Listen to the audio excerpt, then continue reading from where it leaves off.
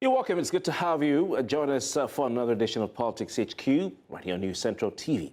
Civil servants on the auspices of the Nigeria Labour Congress this morning trooped out en masse across the states of the Federation. They are out at the start of a two-day nationwide protest over the prevailing economic situation. This includes hardship being faced by Nigerians. You have the high cost of living in the country occasioned by the removal of the subsidy on petrol.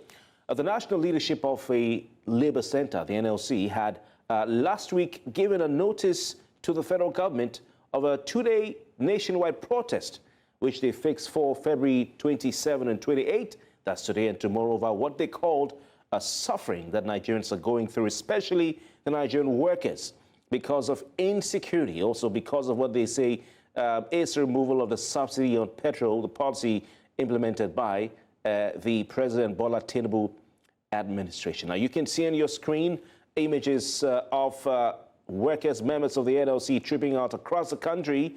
They trooped out in states like Lagos, Cross River, Ebonyi, Gombe, Oyo, Ondo, Kogi, River State. We also have Anambra State, and later on Kano State, where we thought there was not going to be a protest, amongst other states.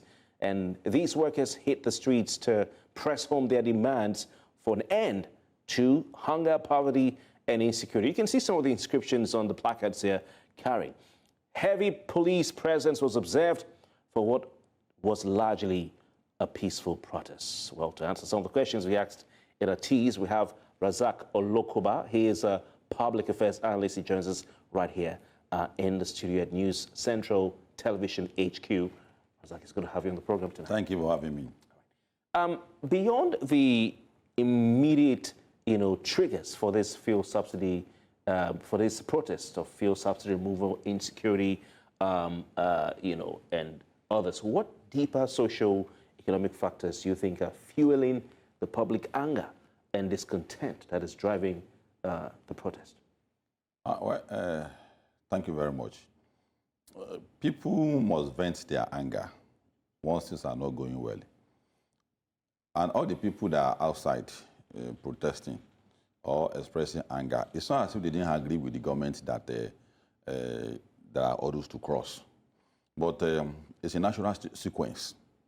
It's a natural sequence. When you don't eat and you know you must eat, you'll be apprehensive. So we are normal. We are passing through an historical process in Nigeria. And that is what is going to guide and strengthen our democracy. Anything that will make us pass this route again, we will avert it.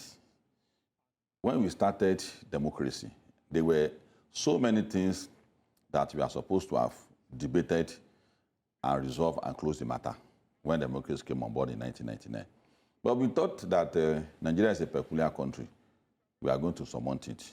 And one of those things is the way we run our country. There's no guarantee of prosperity for Nigeria, given the rickety political structure. And we have emphasized that it's going to come to a time where I will hold you responsible for my predicament. And you will hold me responsible for it, because it's going to bump us into each other. The federal government has an overbearing influence on the states. States is taking federal government responsible as if they don't take their monthly allocation.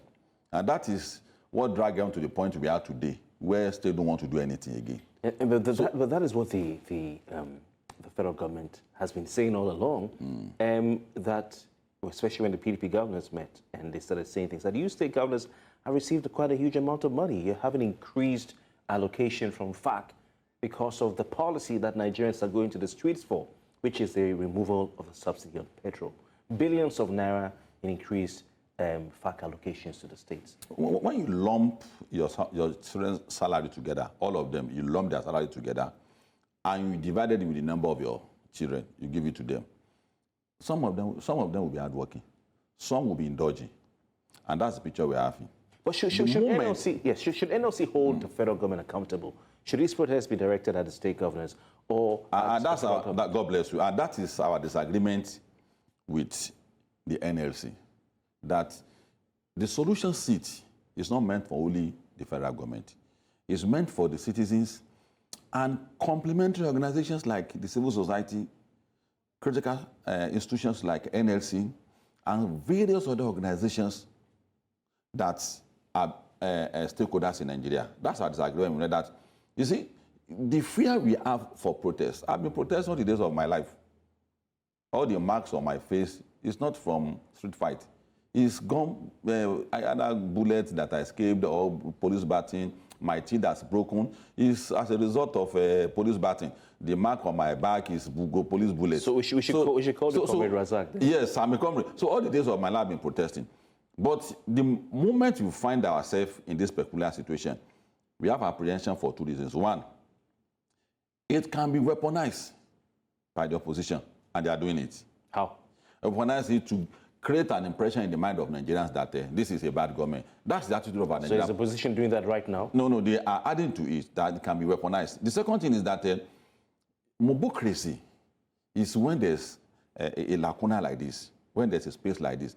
Mobocracy is government of the mob, for the mob, and by the mob. It happens during NSAS. Who are the mob in this situation? The mob can hijack the process. And that's our fear, that in a situation like this, don't create a platform for people who are already angry. What we should do, what NLC should do, is to get into the solution box. And we have recommended, we said NLC, we just had a town hall meeting. In fact, your correspondence was there. And we provide a solution that what the federal government is doing, Nigeria seems not to understand that the order we are going to pass is going to come with pay. Create a platform where all Nigerians will know what you are doing. If people know that there's an end to this suffering, there's a tendency that they will calm down. That's for federal government. Then for labor, we said you have to sit down with people who are in charge of production of critical things, essential things of life. There is no reason for anybody to collect 1 million naira for a 3-bedroom flat in any part of Nigeria. They are, you did not build now. So to control that price... Is that for the NLC to do? Yes, to control that price is the union. When you want to buy rice, you want to take money to come and buy the rice, it has increased. You can't control the price. It's going to be through the union. So NLC has the capacity to mobilize the unions to get into ascertaining all the prices of all the products in Nigeria.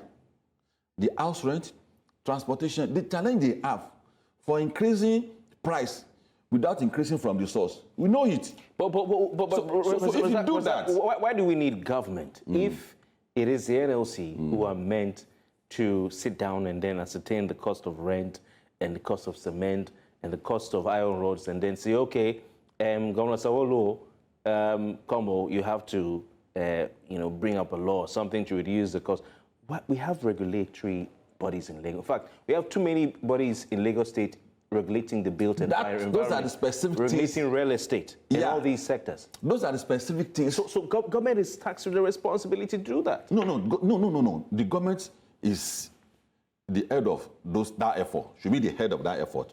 But complementary effort should come from the media, should come from labor, should come from the civil society, that we want to initiate a price control mechanism. Instruct your agency in government that is responsible for doing that to collaborate with us, to look at why are the prices of cement. So if labor had done that, this has been a topic for a long time. If labor has been doing that, yeah, and the government is not responsive, then that means that there's no for you to call Razak, this has been a topic for a long time. The high cost of rent in Lagos. And we look across Nigeria, the high, what do we call it again? The housing deficit. We've had thousands of hours of discussion about this. We've had lots of experts bear their views on it. I won't be surprised if you've been invited by media to talk about the housing deficit in the country. Government has made promises about it. As a matter of fact, even in Lagos State, government has been... So isn't this a sign of the failure of government? One of the points, if you look at, sorry to straight this, but if you look at the demands that were presented by the NLC in Lagos today to the government here in Lagos, one of the demands is that they need to do something about the cost of rent. Yeah, and that's cosmetics. The proposal I have on ground that labor should be involved. But the major issue with rent and housing issues in Nigeria goes beyond the whole question of labor intervening. It has to do with the economic model we are using in this country, where federal government will not allow the state to run their state. What do I mean by that? Lagos, before the turn of the century, we are going to hit 100 million. And if that is the case, responsibility of providing houses for Lagosians lies with Lagos state government. So for Lagos, there's the need for federal government to intervene, which is what is called the Lagos special status. So all those peculiarities are things that we are expected labor to be looking into and say that in specific time, we understand the challenge you have as a state. They didn't say that. They just say that Lagos provide the house for the people. You don't limit it to government, limit all the things that the people must enjoy. You don't leave that decision to the government alone. You look at limitation that they suffer. And one of the greatest limitations that Lagos suffer is arm twisted by federal government, not to allow Lagos state government to fledge. The rail line that is just coming up was stopped by Shagari's administration about 30 years ago. Was it not Buhari's administration? No, Buhari first was Shagari. Okay. Shagari laid the template for Buhari came to Hammer it again. So some of these challenges, you must first, as citizens, admit that my government has this kind of a challenge and limitation. So how do we put our head together to solve it? So going back to the bigger picture of the nation, we are scared that it may be weaponized by the opposition and it may be hijacked. And we say that instead of doing that, why can't we come up with what we kept suggesting to all of us, that if the government didn't want to move in this direction, that is when the government and the people will look at each other in these eyes that the government is not mobile. Let the government, let the people complement whatever the government is trying to do in regulation or in regulating prices. Labor will be able to do even more than what the government can do because of the spread, because of the oath it has on its unions. So the control of prices in Nigeria will be more effective if that is what labor is dissipating its energy on. Then the bigger picture, my brother, the bigger picture is that we can't go anywhere with this political structure. Excuse me. This political structure, we can't go anywhere with it. Until labor join us, labor has been avoiding this fundamental issue that we are putting on that table. And labor always says that they are concerned about two things: increase in salary and protest. And I said that, look at the history of labor union all over the world. Labor union all over the world render intervention in their country based on the peculiarities of their country. All right. If you look at the American labor union, look at the 60s. Yes. They render specific intervention on oil sector, housing sector, agriculture sector. Maybe Razak. So for us, yes. For what you're saying, maybe we should just hand over the government of Nigeria to labor, since you're no, what I'm saying is that I want to give you an example. What I'm saying is that they should play their role. Yeah. You see, it's a shared responsibility. I want to give you what are you embarking on? What is it's coming called to collective bargaining. I want to give you an example. Okay. You talked about, for instance, some of the issues that workers are grappling with, which happens to be the high cost of rent. Lagos and Abuja are two case studies. Now in Lagos, the government is part of the problem. For instance, you have multiple taxation. You're aware of this. I don't need to lecture you on it. Land use charge, developmental levies. In Lagos? Yes, tenement rates. You have value-added tax. You have withholding tax, personal income tax, stamp duty, and a whole lot of other tax and rates you have to pay. You have to deal with Lagos State Building Control Agency, Lagos State Ministry of Fiscal Planning and Urban Development, Lagos State Environmental Protection Agency, Lagos State Waste Management Agency, Lagos State Internal Revenue, and a lot of them. And it makes it difficult. My brother. Then, sir, you have community development levy. My brother. Then, of course, the Omonile and all those charges. Any successful nation in the world is a taxing entity. We have our brothers living abroad. We know how much they pay as tax. You see videos of what they do every day. I'm not justifying this. But what I'm saying is that make up your mind that if you want your country to work, you must be seen to see your money also working for you. In fact, there are places in the world where people take control of their road. Because the road that is produced, that is constructed for them, there's a number of vehicles in terms of tonnage that must pass. So people police it for them, that this is taxpayers' money. So if you want your country to work, you must begin with the decision that I have to pay tax. That's number one. Number two is that How do Lagos needs to bend backward and to go to this extreme. As long as federal government of Nigeria refuse to do what countries of the world do for their own Lagos. New York is Lagos for America. London is for Britain. United Nations report says that of all the 3 most cosmopolitan cities in Africa, Lagos, Johannesburg, and Cairo, Lagos is singled out as the only city in Africa that is most cosmopolitan, that is not enjoying any serious intervention from the federal government. So, and having said that, the state has 25 million people to contend with. Well, on the smallest part, that is debatable. That is very debatable. I mean, the 3rd mainland bridge is being repaired as we speak. Tomorrow is going to be shut for 24 hours by federal government. That's federal rule, and that's part of the Apapa Aworonshoki road, which is express, which is one of the best roads in Lagos State. Is the federal government the money spent to take care of the waste me and you produce in Lagos in a year is a money that conventionally can run for education and other states. That's on waste. But waste is on the concurrent list. I'm telling you that Lagos spend a lot of money to make Lagos look as waste management. And the point I'm making, waste management is a concurrent list. Yes, I know it's on the list. It's not even being properly implemented because the local governments are not being allowed to play the game. That's on that subject matter. No, but that is the issue. There is nowhere in the Nigerian constitution that says federal government is a third tier. Local government, I'm a chartered public administrator and local government. So there's a erroneous notion that local government has an assigned role for it by our constitution. America has over 10,000 local government. It's the business of the state. So whatever your state design for you, it's the business of that state. Each state must work out their own peculiarity. And it can be regular. Your own state can be taking care of your waste. My own state cannot be taking. So, and that's why I come back to the structure. If we maintain this structure, this is the kind of crisis we'll be having. We won't get our country right. All right. I want to find out from you. Labour has moved on from just talking about the 16-point MOU, the Memorandum of Understanding signed between it and the federal government of Nigeria on the 2nd of October 2023. Yeah. They're talking about the fact that the economy has become harder for the average Nigerian. They're talking I totally agree with that. They're talking about the fact that the government hasn't really implemented any concrete measures to serve as cushioning effect to the hardship occasioned by the removal of the subsidy on petrol. I want you to give us your assessment of the performance of the Tinubu administration after they removed the subsidy. All these words are inciting.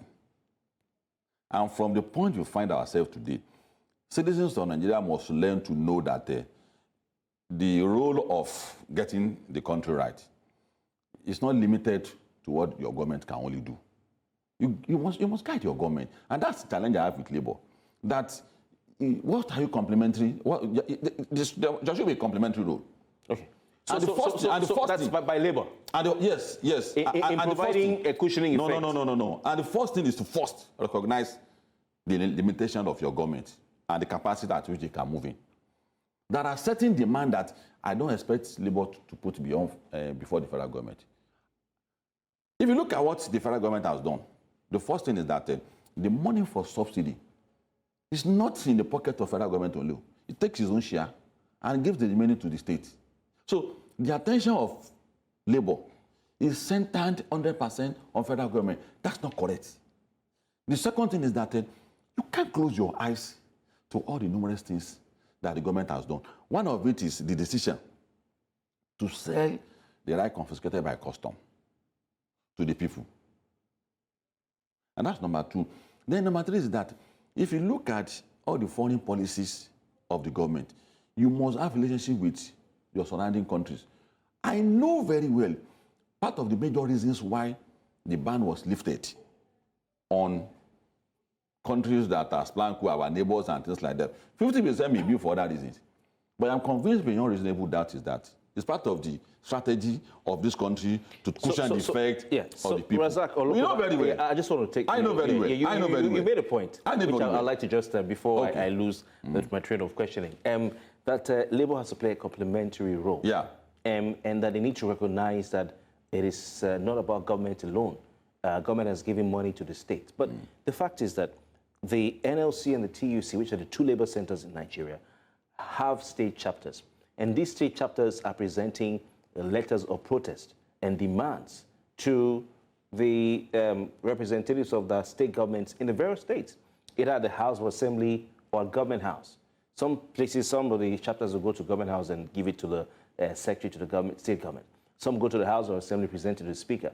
So they are making demands to their states as well. In fact, this morning I spoke to a spokesman for the NLC in Lagos State, who said they all usually, and this is the tradition over this, domesticate their demands. So it's not just about the federal. I just want to point that out because that's the case as we speak. Look at all the submissions of labor in terms of their demand at the national. There's no strong reflection that we know that states are found wanting. It's not strongly reflected. Oh, they're asking the states for their own wage awards to state workers. Because the wage award for from President Bola Tinubu of 35,000 is for workers under the employ of federal government. They're asking for states. So we heard, for instance, in Kano State, the governor saying we're giving 20,000 naira wage award extra. In Lagos State, the NLC is telling me this morning that the state governor has tried. He's also giving them something. So they're domesticating it. No, it's not strongly reflected. What do I mean by that? There are states with specific challenges. I come from Kwara. The governor of my state is constructing or is repairing an hotel for 16 billion. He wants to construct a bridge for 40 billion. Whereas there's a place called Bubu. Bubu is one of the international markets we have in sub-region, West African sub-region. You can gain 10,000 bags of rice per day. The road that leads to that place is not motorable. In fact, that's what gives opportunity to kidnappers. And it cut off food supply from the main capital to the Kwara North. Those are specific challenges that I expect labor to take up. It's not about increasing salary. So you have to get to the driving seat with the government. Design policy for government. And again, I ask you, then what will be the need for us to have a government? Let's just call Joe Ajero. You have to supervise your government. You are making the same error. Please. No, you are making the same error. The president. Okay, why do you think American citizens are protesting against the decision by America to support Israel? They know the future implication. That is their tax money that is going into Israel. But they are backing on the protest. They are backing on the protest. That's what I'm saying, that you must supervise your government. But that's what they're doing. The protest in America. No, but that's what they're doing. The protest in America, and content and currency is different from here. There's no protest in America. NLC is saying we're backing the protest. There's no protest in America. Demands. There's a protest in America. I'm familiar with it. There's no protest in America that they won't design the beginning and the end of the protest with specific demand. And that's the challenge I have with Labour, that outside protest, outside making for demand, you must supervise your government. And I've given you an example. For instance, Labour in my own state, go and tell the president. In my own state, one of the methods is through protest. Quickly, in my own state, I expect Labour to say that one of the ways to cushion the economic hardship in this country is to facilitate the track where food supply from the main capital, and the farming areas can be eased. Right. So these are specific challenges I expect. But you've not said a single thing that you feel the federal government can do. So I assume, because I asked that question, that you feel they've done everything right. No. For the federal government, you're saying, because Labour is protesting, for the federal government, call on government to do the right thing. For the federal government, there's no way we are going to come out of this with this political structure. We have to go. We have to. We are in this challenge because of the structure. We have to go. Thank you so very kindly for your time. It's a pleasure to be soon again. That's.